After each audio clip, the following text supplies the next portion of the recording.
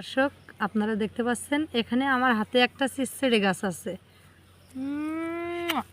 এই চিচ্চড়ি গাছটা কিন্তু অনেক সুন্দর, আমার খুবই ভালো লাগে, কারণ এই গাছটার পাতা চাবাইলে কিন্তু অসাধারণ মিষ্টি লাগে, চিনির চেয়েও মিষ্টি।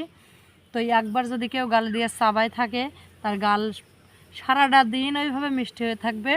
তো এই গাছের আর একটা গুণ আছে, যদি কারো দাঁত কামড়ায় বা দাঁতে যন্ত্রণা করে, দাঁত ছুলোয়, তাদের জন্য এই যে গাছের গুঁড়া দেখতে পাচ্ছেন এখানে, এই যে গাছের গুঁড়া এখানে এই শিকড় যদি কেউ উঠায়, যদি একটু থেতলো করে, নিপিস বেশির দরকার নেই, সীমিত একটু থেতলো করে দাঁতের অংশের তলে যদি রাখা হয়, তো সাথে সাথে আল্লাহর রহমতে তার দাঁত ছুলনি, দাঁত যন্ত্রণা, দাঁতের ব্যথা এগুলো সেরে যায়।